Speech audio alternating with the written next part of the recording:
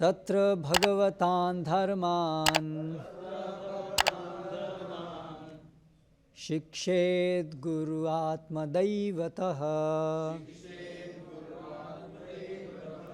अमाययानुवृत्त्या यैस्तुष्येदात्मात्मदो हरिः।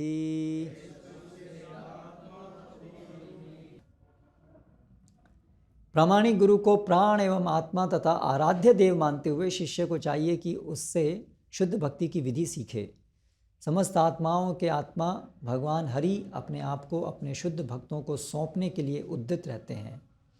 इसलिए शिष्य को अपने गुरु से द्वैत रहित होकर भगवान की श्रद्धापूर्ण और उपयुक्त विधि से सेवा करना सीखना चाहिए, जिससे वे तुष्ट होकर श्रद्धालु शिष्य को अपने आप को सौंप सकें। ये जो श्रृंखला है श्लोकों की, इसमें भगवान श्री कृष्ण स्वयं गुरु शिष्य संबंध के विषय में महत्वपूर्ण विषय वस्तु समझा रहे हैं, बता रहे हैं, उद्घाटित कर रहे हैं। तो ये एक महत्वपूर्ण तथ्य है और थोड़ा रहस्यात्मक भी है कि कैसे गुरु शिष्य, हरे कृष्णा, गुरु और शिष्य संबंध के माध्यम से कैसे हम भगवान तक पहुंचते हैं। तो सामान्यतया विशेष रूप से जो आज का आधुनिक समय है, उसमें कोई भी वस्तु सही है गलत है उसकी पहचान लोग कैसे करते हैं? किस चीज़ को स्वीकार करते हैं? ये सही है, ये प्रमाण है, ये प्रूफ किसको मानते हैं? साइंटिस्ट लोग अगर प्रत्यक्ष रूप से कुछ लैब में करके दिखाए तो सामान्य रूप से एक तो प्रूफ मानते हैं जो हम देख सकते हैं या जो सुन सकते हैं, इंद्रियां जिसको अनुभव कर सकती हैं। तो ये एक मुख्य चीज़ है जो आजकल के लोग और विशेष रूप से जो विज्ञान से द्वारा प्रभावित हैं वो लोग उसको मानते हैं ये सही है। और दूसरी चीज़ है, और दूसरा क्या प्रमाण मानते हैं, दूसरा प्रूफ किसको मानते हैं? लॉजिक, तर्क। एक अनुभव और एक दूसरा लॉजिक, तर्क। तो विज्ञान की एक दूसरा भाग है जिसमें कि तर्क को प्रधान माना जाता है। यदि कोई थ्योरी है वो तर्क से सिद्ध हो रही है तो फिर वो सही है, चाहे भले ही वो हमें तुरंत ना भी दिखे।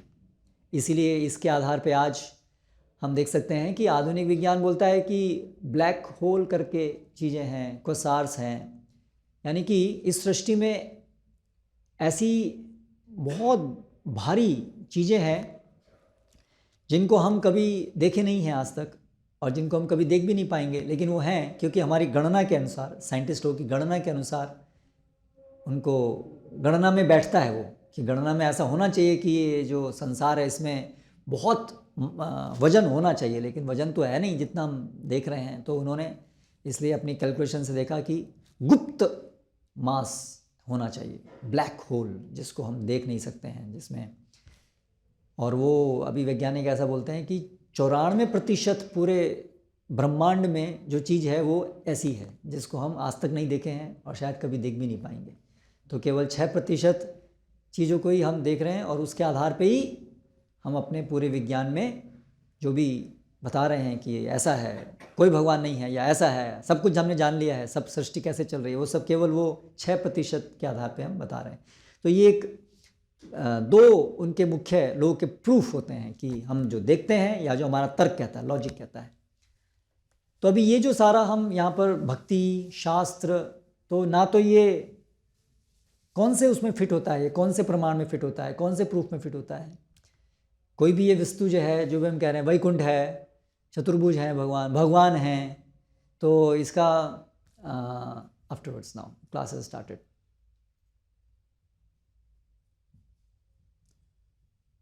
तो उसका कोई प्रूफ नहीं है, क्योंकि कोई वो देखा नहीं है किसने।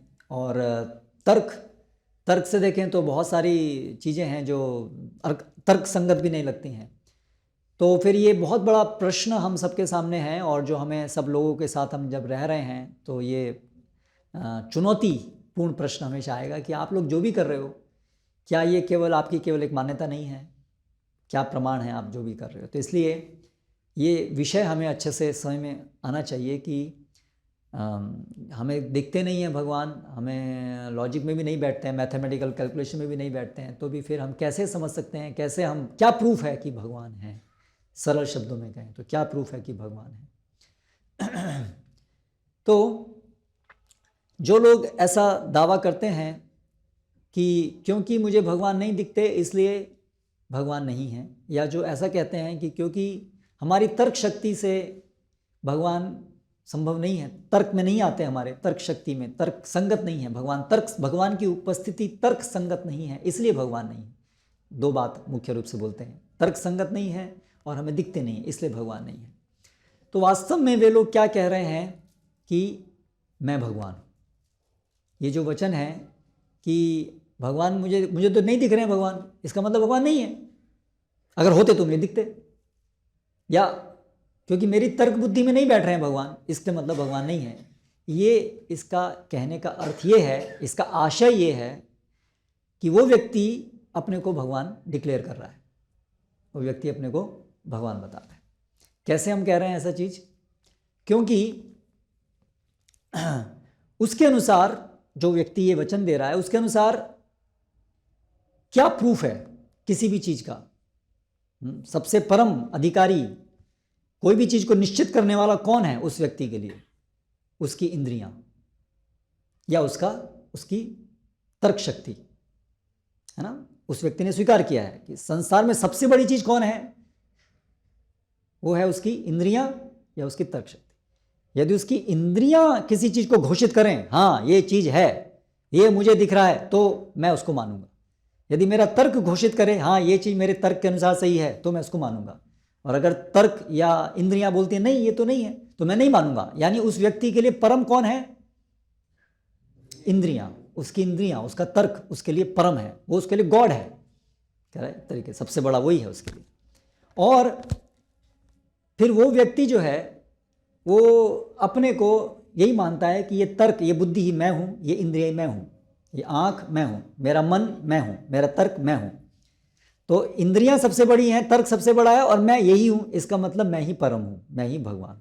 इसलिए जो भी व्यक्ति ये बोले कि अगर भगवान तो मुझे दिखता क्यों नहीं, इसका मतलब वो क्या कह रहा है कि मैं भगवान हूं, सबसे बड़ा मैं हूं, क्योंकि मेरी इंद्रियां सबसे बड़ी हैं, वो सबसे बड़ी अधिकारी हैं कोई भी चीज़ को निश्चित करने के लिए।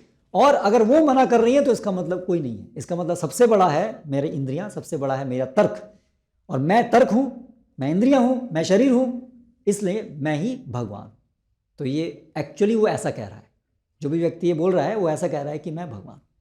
तो अभी हम सभी लोग एक कॉमन सेंस इस बात को समझ सकते हैं कि ये जो स्टेटमेंट है, ये जो वाक्य है कि मैं भगवान हूं, क्या ये कॉमन सेंस का भी स्टेटमेंट है? ये सामान्य व्यक्ति से भी, मैं भगवान, मैं परम हूं, तो हम तो हर क्षण देख रहे हैं कि हम नियंत्रित हैं, हर समय नियंत्रित हैं, हम प्रकृति के नियमों से पूरी तरह से नियंत्रित हैं, हम नियंत्रित हैं। शरीर हमारा बूढ़ा होगा, हम इसको रोक नहीं पाएंगे, मृत्यु होगी, हम रोक नहीं पाएंगे, हर क्षण हम देख रहे हैं, तो हम पूरी तरह से नियंत्रित हैं। तो ये तो बिल्कुल स्पष्ट है कि हम तो भगवान नहीं हैं, है ना। तो इसका मतलब ये जो पूरा वाक्य है अपने आप में कि show me God, I don't think there is God, ये अपने आप में पागलपन के वाक्य हैं, मैड मैन, क्योंकि इसका मतलब है कि मैं अपने को भगवान घोषित कर रहा हूं, जो बिल्कुल पागलपन है ना। तो लेकिन फिर भी प्रश्न तो ये रह जाता है कि ठीक है वो तो पागल है, लेकिन फिर भी कैसे, क्या प्रूफ है भगवान का? तो देखिए हमारे पास दो ही ऑप्शन हैं, या तो हम अपने को भगवान माने, जो हमने अभी देखा ऑप्शन कि show me God, I don't think there is God, that means you are thinking you are God, यानी कि तो एक ऑप्शन है हम अपने को भगवान माने। या दूसरा है कि परम अधिकारी, या तो अपनी इंद्रियों को माने, अपने तर्क को माने, या एक परम अधिकारी हमसे परे, हमसे बियॉन्ड, हमारी इंद्रिय, हमारी मन से परे, सब चीज़ से परे कोई परम अधिकारी। केवल ये दो ही विकल्प हैं हमारे पास, गॉड है या तो मैं गॉड हूँ, तीसरा और कोई विकल्प नहीं है, दो ही विकल्प हैं। तो इन दोनों विकल्प में एक तो व्यर्थ विकल्प है और दूसरा विकल्प तर्क संगत है कॉमन सेंस का है कि मैं हमेशा नियंत्रित हूँ, तो ये जो ऑप्शन है कि कोई गॉड है जिसके द्वारा मैं नियंत्रित हूँ, वो तर्क संगत है। तो ये दो ऑप्शन में से यही एकमात्र ऑप्शन है। तो अभी भगवान हैं जो दोनों ऑप्शन में से तर्क संगत है, तो प्रमाण क्या है कोई भी चीज़ को कि क्या सत्य है क्या है, उनके वचन ही प्रमाण हैं, वही अपने आप में प्रूफ है। इस बात को थोड़ा समझने की कोशिश करेंगे। जैसे एक छोटा सा बच्चा है, उसकी जननी कौन है, उसको जन्म किसने दिया, उसका प्रूफ क्या है, उसकी माता का बयान। क्योंकि माँ ने उसको जन्म दिया है, इसलिए वो इस विषय में कि इस बच्चे की माँ कौन है, माँ अपने आप में वो अधिकारी है ना, सुप्रीम अथॉरिटी है इस बारे में, क्योंकि उसी ने उसको जन्म दिया है। इसलिए माँ का जो वचन है कि इसकी माँ मैं हूँ, ये अपने आप में प्रमाण है, ये अपने आप में प्रूफ है, और कोई प्रूफ की जरूरत नहीं होती है। हर संसार में सब बच्चे अपने माता पिता को इसी प्रूफ के आधार पर स्वीकार करते हैं। आप हम सब लोग, करेक्ट, हमने यही प्रूफ के द्वारा ही हम समझे हैं ना इस विषय को, क्योंकि वही तो जन्म देने वाली है। जब जन्म देने वाली है तो वो जानती है कि वही उसकी माँ है, और बच्चे का यही प्रमाण है, यही उसका प्रूफ है। तो उसी प्रकार से जो दूसरा ऑप्शन है कि भगवान है, तो हर चीज़ का प्रूफ, कोई भी चीज़ सही है गलत है, कैसे करनी है क्या करनी है, उसका प्रमाण, उसका प्रूफ क्या होगा, उस भगवान के वचन। जैसे माता का वचन, तो उसी प्रकार से उसका वचन। तो वो जो वचन है भगवान के वचन, वो हैं शास्त्र, विशेष रूप से जो वैदिक शास्त्र हैं वो भगवान के वचन हैं। तो वो भी हम कुछ हद तक समझ सकते हैं स्टार्टिंग में ही कि कैसे जो शास्त्र हैं वो अपरिवर्तनीय हैं, हजारों हजारों सालों से हैं, और उनकी जो तथ्य हैं उसके अंदर दिए हुए वो बहुत सभी प्रकार की चीज़ों को समझाने वाले हैं संसार में। और व्यावहारिक जीवन में हम देखते हैं किस प्रकार से वो कार्य कर रहे हैं, सत्य हैं।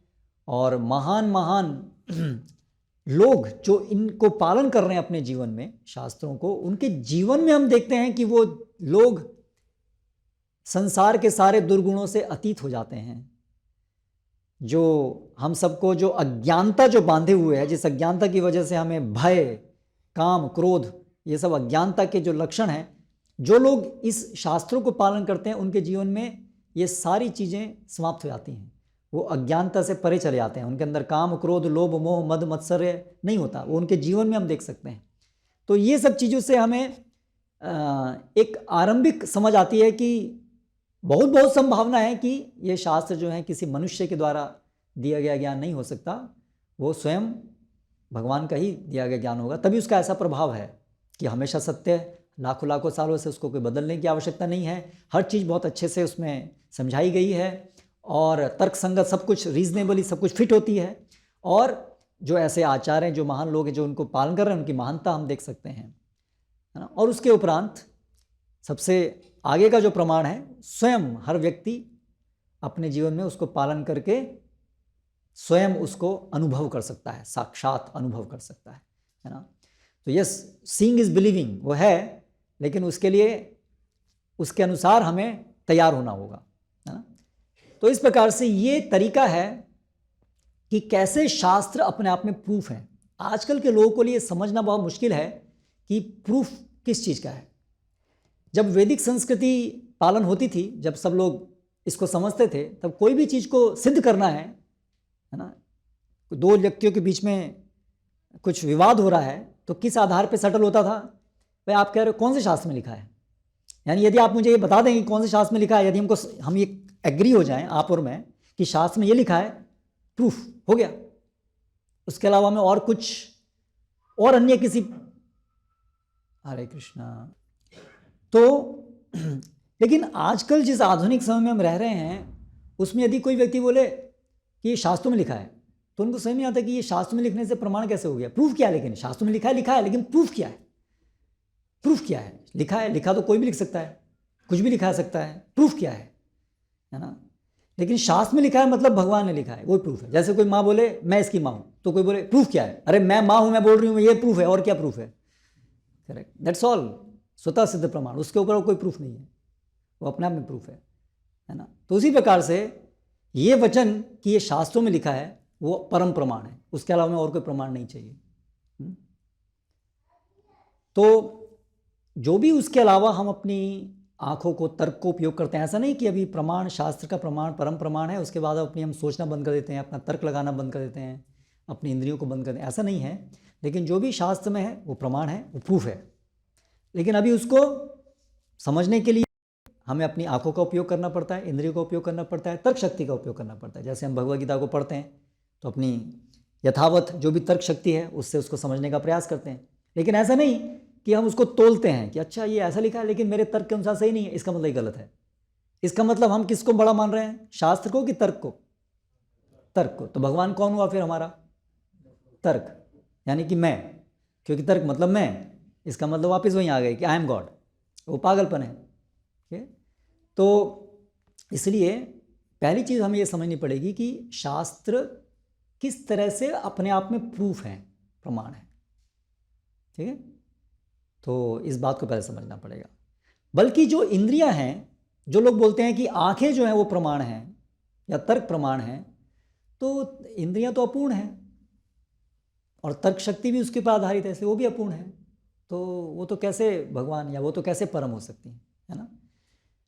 तो ये बहुत सरल चीज़ है जो हमें सबको पहले समझनी चाहिए कि पूरा विज्ञान और जो पूरा आधुनिक समाज जिस प्रकार से प्रूफ जिसको मानता है वो एक भ्रम है। क्योंकि सभी वैज्ञानिक, सभी लोग की इंद्रियां अपूर्ण हैं, इसलिए उनका जो प्रूफ का तरीका है वही गलत है। वो जो सोचते हैं कि इसका प्रूफ क्या है, आपका प्रूफ का तरीका ही गलत है। आपका प्रूफ है ही नहीं, आपका प्रूफ नहीं है। जो हम इंद्रियों से देख पाते हैं वो तो केवल वो जो विषय है, वो इंद्रियों को कैसा दिखता है वो हम देख पाते हैं। करेक्ट, अभी मुझे ये पीला रंग दिख रहा है, अभी यहाँ पर ये लाइट बंद हो जाएगी तो मुझे पीला दिखेगा? ये नहीं दिखेगा, काला दिखेगा।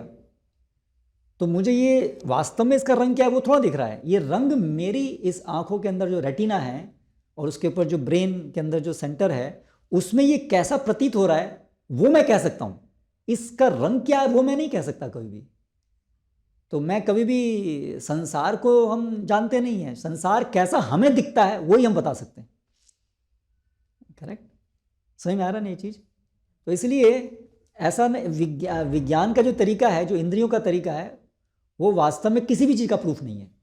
वो केवल ये चीज़ का प्रूफ है कि कुछ ना कुछ तो है। जैसे आपको अंधेरे में कुछ दिख रहा है, काला सा कुछ, हाँ कुछ ना कुछ तो है, पर वो भी कैसे रंग का है, उसकी डिटेल क्या है, बहुत सारे गुण है, वो आपको नहीं दिखेंगे। आप ये कह सकते हैं कुछ है।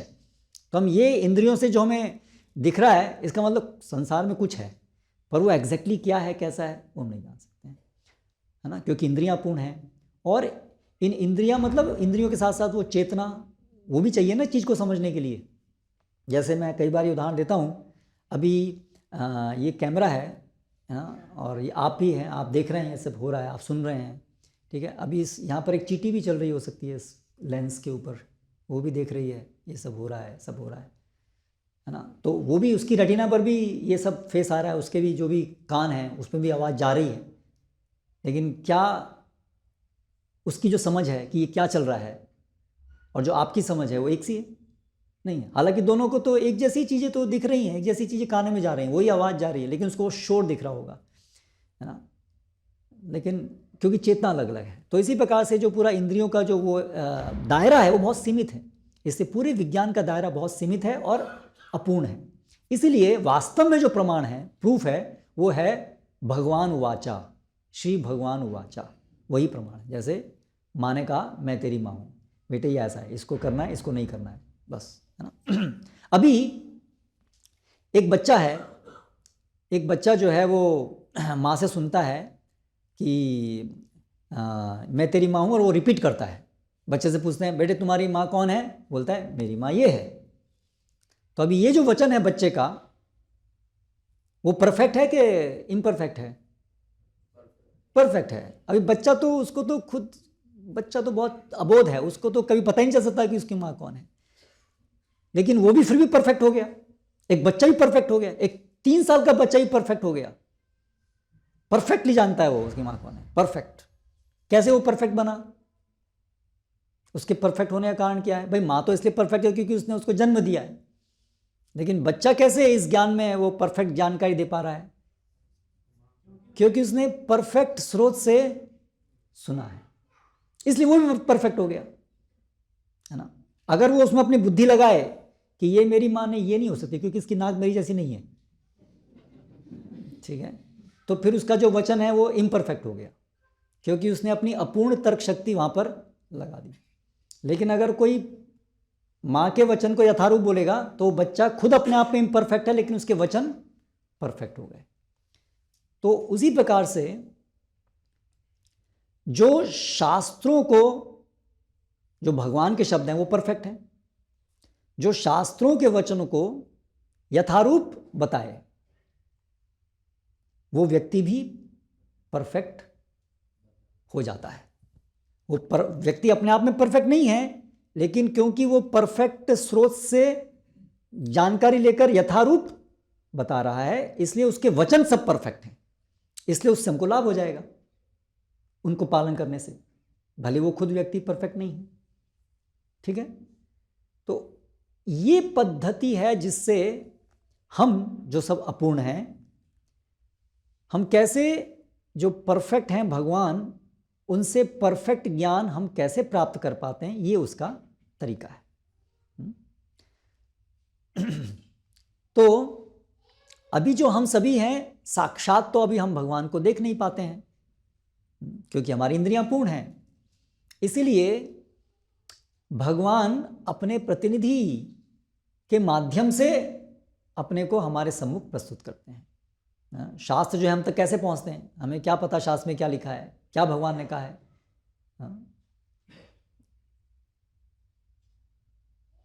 आचार्यों के द्वारा, गुरु परंपरा के द्वारा, है ना, गुरु परंपरा के द्वारा। और ये गुरु परंपरा जुड़ती कैसे, क्या चीज़ है जो शिष्य गुरु को और भगवान से, फिर उनके भगवान से ये पूरी परंपरा, और परंपरा में हर कड़ी जुड़ती किस आधार पे है, क्या चीज़ है वो जो जोड़ती है? एक शिष्य गुरु को क्या जोड़ती है? यहाँ ट्रांसफ़र कैसे होता है? कम्युनिकेशन, जैसे आप अभी कम्युनिकेशन का ज़माना है ना, ब्लूटूथ से नॉलेज ट्रांसफ़र होती है, ऐसे होती है, ऐसे होती है। तो वो सारा ज्ञान जो है भगवान से नेक्स्ट उनके शिष्य, उनके शिष्य, उनके शिष्य, उनके शिष्य, वो कनेक्टिंग लिंक क्या है, क्या चीज़ है, वो की क्या है, चाबी क्या है उसकी कनेक्शन की, है ना, जिससे वो यथारूप ट्रांसफ़र होता है, वो क्या चीज़ है? बुद्धि की क्षमता कि शिष्य की, जिसके अंदर बहुत बुद्धि है तो वो ट्रांसफ़र हो जाती है नॉलेज, या उसकी ऑस्टेरिटी, तपस्या कि बहुत तपस्वी होता है जब शिष्य, तो वो ज्ञान जो है वहाँ तक आ जाता है, या क्या चीज़ है जिसकी वजह से वो नॉलेज जो है वो यथारूप ट्रांसफ़र होती है? नॉलेज, केवल नॉलेज नहीं, पूरा रियलाइजेशन, पूरा साक्षात्कार, है ना, भगवान का पूरा साक्षात्कार ट्रांसफ़र हो रहा है ना वहाँ से वहाँ तक। ऐसा नहीं कि बस केवल ब्रह्मा जी ने भगवान को देखा और उसके बाद ब्रह्मा जी ने फिर आगे अपने अपने शिष्यों को आगे के बताया, बस वो लोग तो केवल एक सैद्धांतिक ज्ञान दे रहे हैं, थ्योरेटिकल नॉलेज। हाँ, भगवान, ब्रह्मा जी ने बोला था भगवान है, बस हमें, बाकी हमने कुछ देखा नहीं, हमने कुछ साक्षात्कार नहीं किया, बस हमें तो थ्योरेटिकल नॉलेज है, ऐसा नहीं है ना। गुरु शिष्य परंपरा अगर सत्य है तो इसका मतलब हर परंपरा में जुड़ा हुआ व्यक्ति, चाहे वो 5000 साल बाद जुड़ रहा है, चाहे वो 10,000 साल बाद जुड़ रहा है, क्षमता होनी चाहिए उसके अंदर कि वो भी उसी प्रकार से भगवान का दर्शन कर पाए जिस प्रकार से ब्रह्मा जी किए, जिस प्रकार से आध्यात्मिक जगत में जीव भगवान के साथ सानिध्य में रहते हैं, भगवान के साथ आदान प्रदान करते हैं, वही आज 5000 साल बाद या 10,000 साल बाद, 10 लाख साल बाद भी जो भी उस परंपरा में जुड़े हैं, उनके पास भी यही अवसर उपलब्ध होना चाहिए। तब हम कहेंगे कि परफेक्ट है कम्युनिकेशन, सुपर कंडक्टिविटी, बिना किसी हिंड्रेंस के, बिना किसी लॉस के, एज इट इज़ पूरा का पूरा एनर्जी ट्रांसफ़र हो रही है। तो यहाँ के संदर्भ में पूरी तरह से वो पूरा साक्षात्कार आगे तक ट्रांसफ़र हो रहा है। तो उसके लिए परफेक्ट कनेक्शन चाहिए, लॉस नहीं होना चाहिए बीच में। जैसे सामान्यतः हम देखते हैं, अगर मैं यहाँ पर केशव शांत प्रभु के कान में कुछ एक वचन बोलूँ,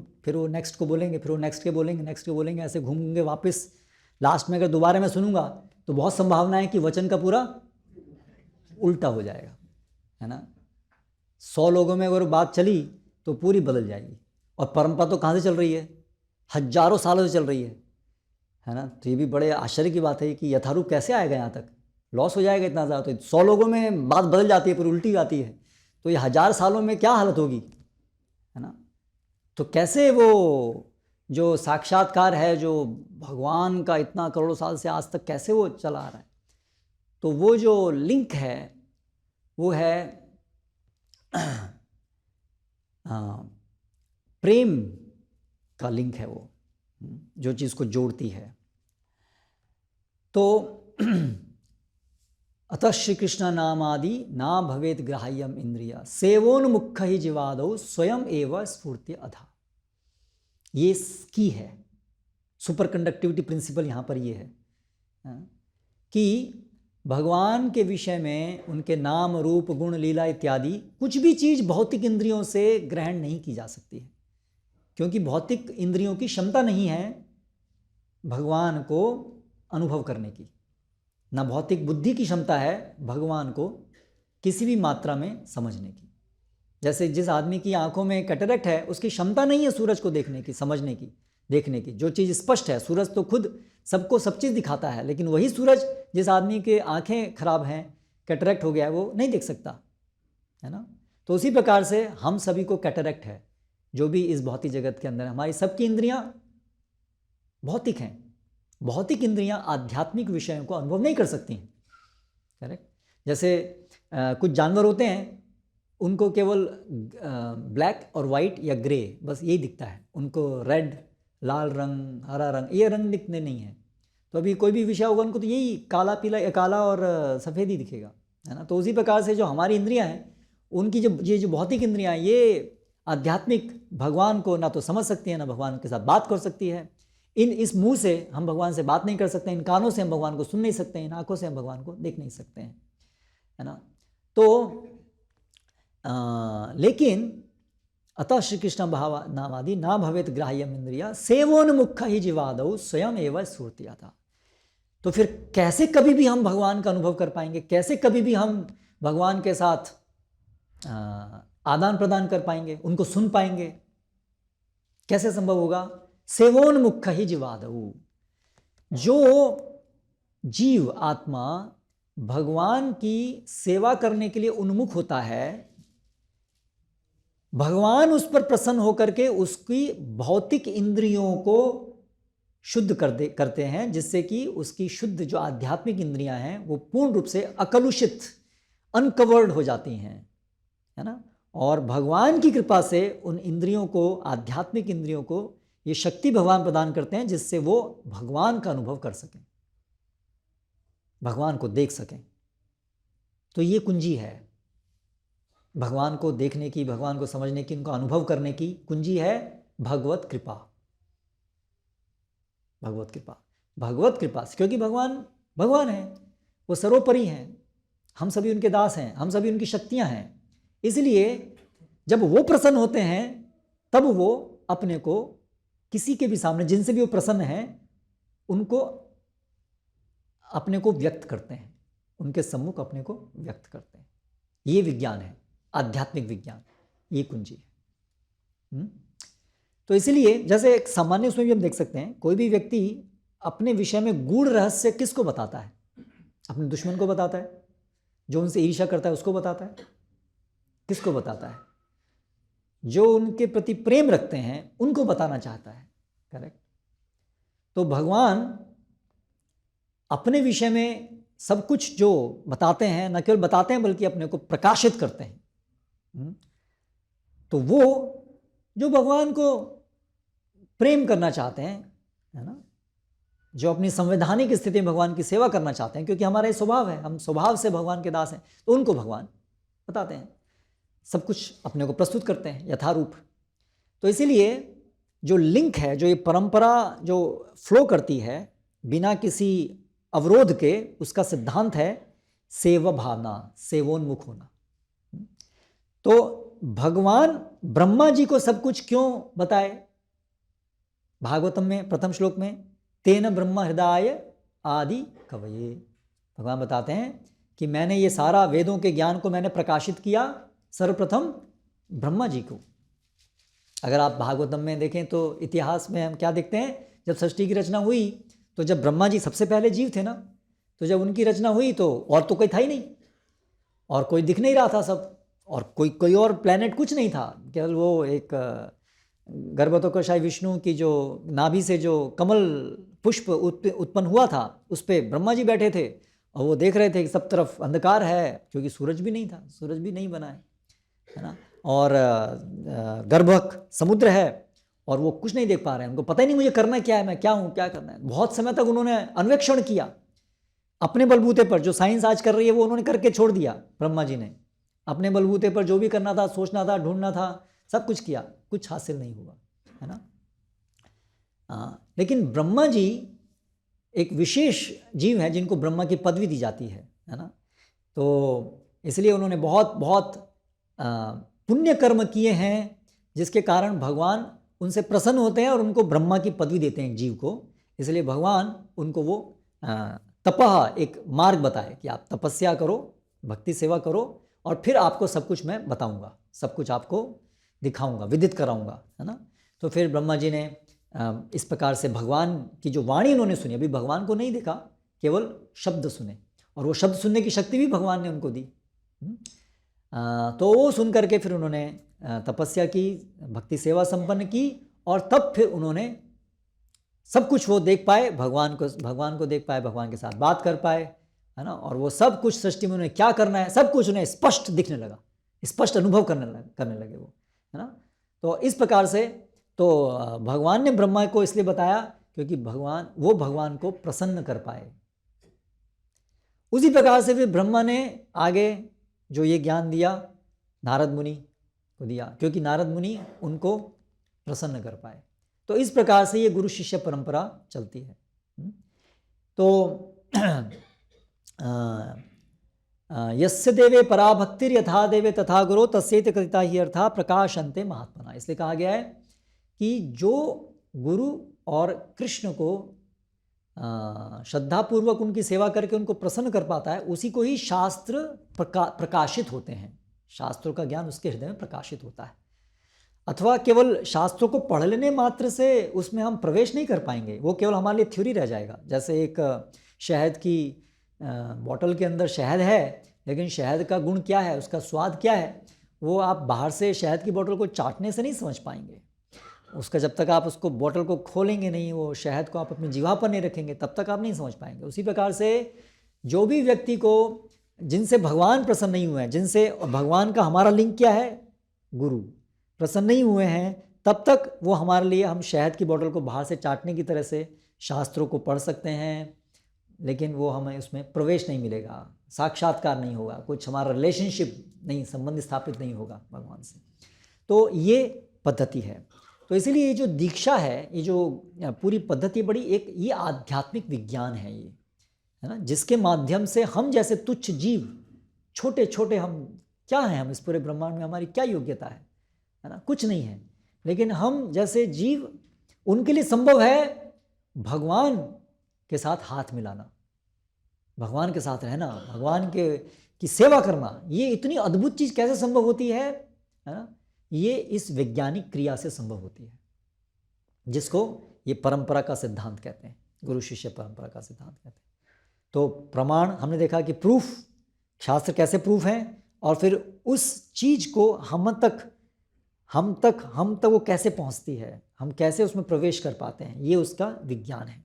इसीलिए जो गुरु की शरणागति होती है, दीक्षा होती है, वो केवल एक औपचारिकता नहीं है, वो केवल एक औपचारिकता नहीं है कि हाँ शास्त्र में लिखा है एक गुरु होने चाहिए, हमारे सबको एक गुरु बनाना चाहिए, तो ठीक है एक गुरु हम भी बना लेते हैं गुरु। क्योंकि आध्यात्मिक जीवन में ऐसी कोई भी यांत्रिक कुछ चीज़ नहीं है, केवल यांत्रिक नहीं है, यांत्रिक भी है लेकिन केवल यांत्रिक नहीं है। क्योंकि अंततः आध्यात्मिक जीवन है भगवान जो एक व्यक्ति हैं और जीव जो एक व्यक्ति है, उन दोनों के बीच का वो एक संबंध है, इसलिए वो यांत्रिक, केवल यांत्रिक नहीं हो सकता है, अंततः उसमें व्यक्तित्व है। जैसे दो लोगों के बीच में संबंध होता है, तो अंततः वो संबंध व्यक्ति है, इसलिए वो संबंध है ना। तो उसी प्रकार से हमारी पूरे आध्यात्मिक जीवन में भगवान और हम दोनों व्यक्तियों के बीच का वो आदान प्रदान है, उससे वो संबंध हो रहा है।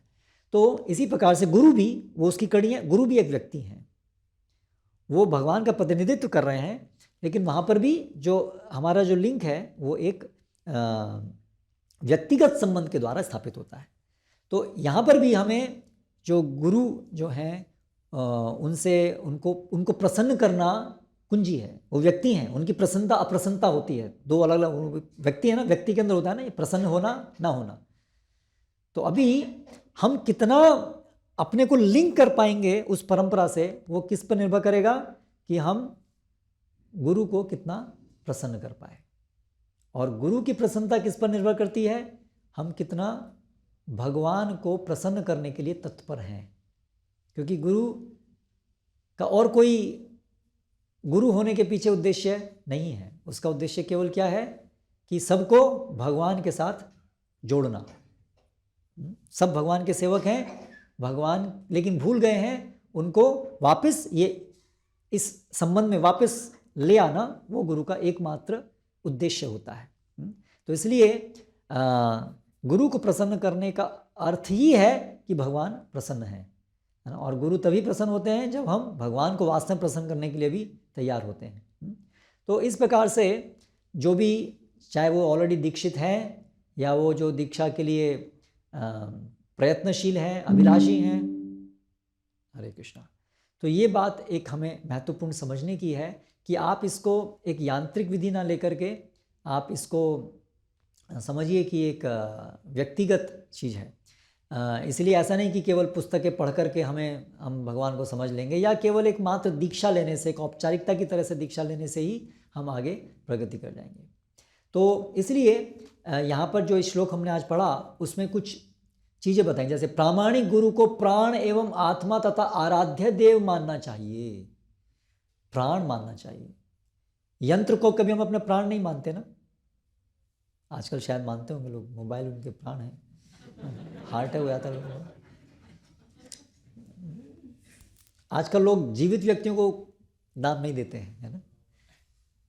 घर के अंदर पति पत्नी रहते हैं, उनका कोई आपस में संबंध नहीं होता है, धीरे धीरे कम होता जा रहा है, क्योंकि लोग पूरे यांत्रिक होते जा रहे हैं, मैकेनिकल, है ना, डल होते जा रहे हैं। लेकिन वो तो क्षणिक चलता है, लेकिन उससे कभी भी व्यक्ति संतुष्ट नहीं हो सकता है।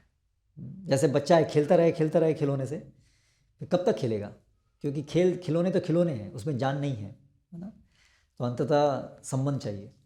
तो प्रामाणिक गुरु को प्राण एवं आत्मा आराध्य देव मानना चाहिए। तो उसके लिए हमें जरूरी है कि जो भी व्यक्ति जिनसे हम दीक्षित हुए हैं या जिनसे हम दीक्षा, उनके गुणों को समझने का प्रयास करें। उनकी सेवा के माध्यम से उनके गुण उजागर होते हैं, उनको सुनने के माध्यम से उनके गुण उजागर होते हैं। तो इस तरह से एक शिष्य को या एक भावी शिष्य को खुद इनिशिएटिव लेना होगा कि मेरा संबंध उन गुरु से कैसे प्रगाढ़ होगा। जैसे हमको भगवान संबंध बनाना है तो हमें इनिशिएटिव लेना पड़ेगा। भौतिक जगत में भी संबंध बनाने के लिए इनिशिएटिव लेना पड़ता है ना, अपने आप से संबंध नहीं होते हैं, संबंध बनाने के लिए इनिशिएटिव लेना पड़ता है। तो उसी प्रकार से इनिशिएटिव लेना पड़ेगा। तो वो इनिशिएटिव के अंदर प्रक्रिया है कि हम जो गुरु हैं या जो भावी गुरु हैं हमारे, उनसे हम सुने और फिर उनकी इच्छा के अनुसार, उनके वचनों के अनुसार कार्य करने का प्रयास करें। और इस प्रकार से वो गुरु शिष्य का संबंध जो है वो प्रगाढ़ होता है, स्थापित होता है। तो बहुत ज़रूरी है कि हम सुने, क्योंकि हमारा पूरा, हमने देखा प्रूफ क्या है, प्रूफ है हमारा भगवान की वाणी, और भगवान की वाणी हम तक पहुंचती है गुरु के माध्यम से। तो इसलिए अगर हम ये जानेंगे ही नहीं कि आखिर भगवान ने कहा क्या है, तो फिर हम जीवन में अप्लाई कैसे करेंगे उस चीज़ को, किस रास्ते पे चलेंगे हम, यदि हम जाने ही नहीं हैं।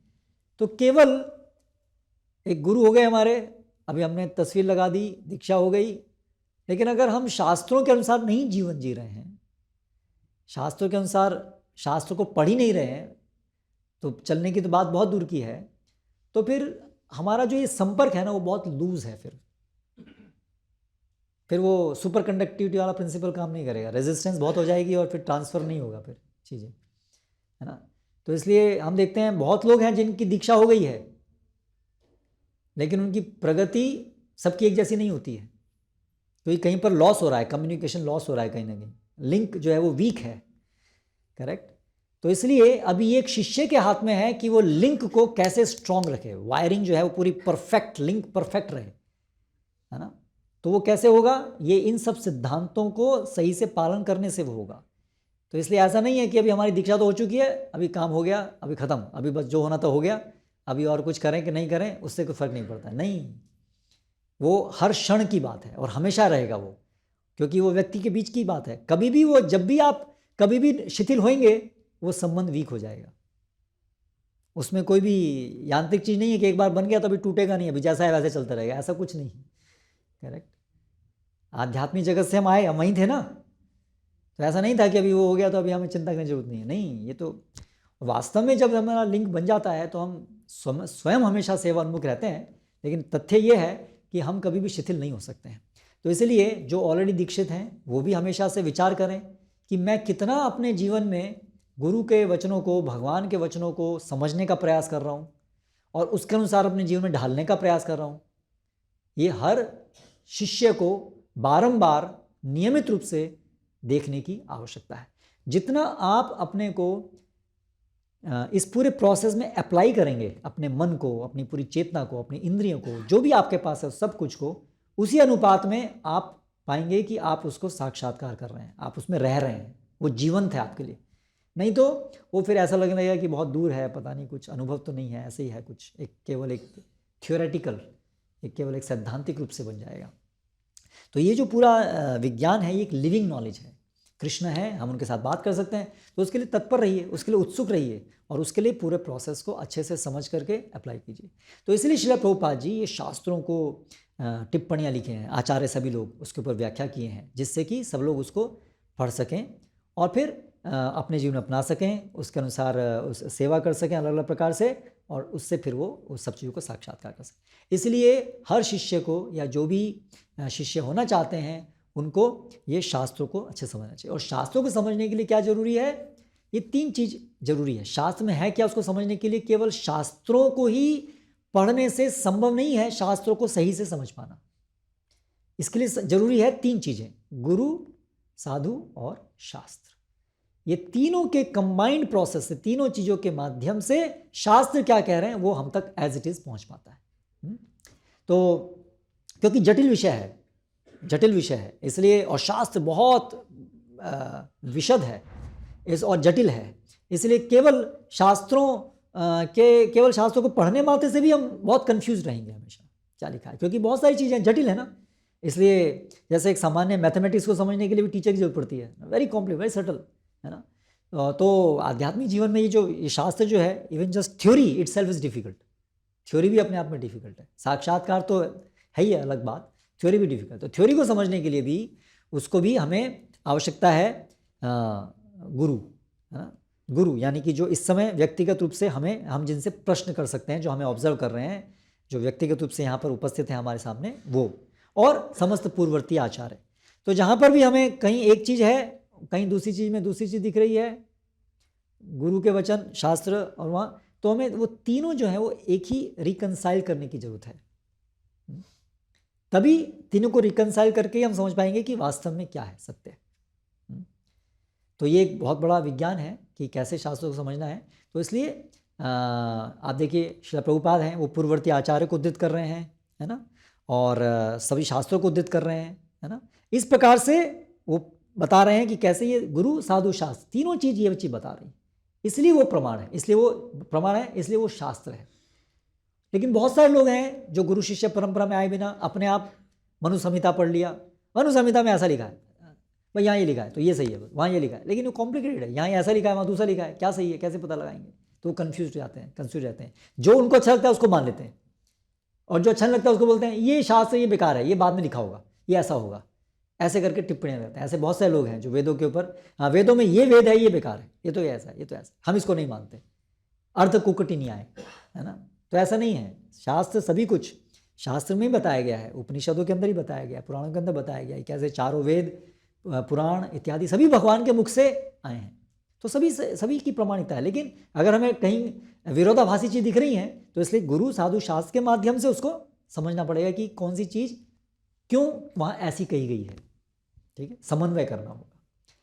तो सार रूप में जो आज की कक्षा में हम आपको जो बताना चाहते थे वो ये कि अपने गुरु के साथ संबंध को गंभीरता से लीजिए, उसको केवल एक औपचारिकता मत बनाइए, वो एक जीवन संबंध आपका हो और हमेशा वो बढ़ता रहे।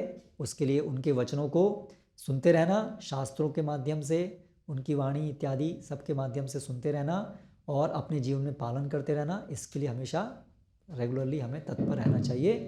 तब हमारा जो संबंध है वो प्रगाढ़ होता जाएगा और उसी अनुपात में भगवान के साथ भी हमारा संबंध प्रगाढ़ होता जाएगा। हरे कृष्णा। हरे कृष्णा।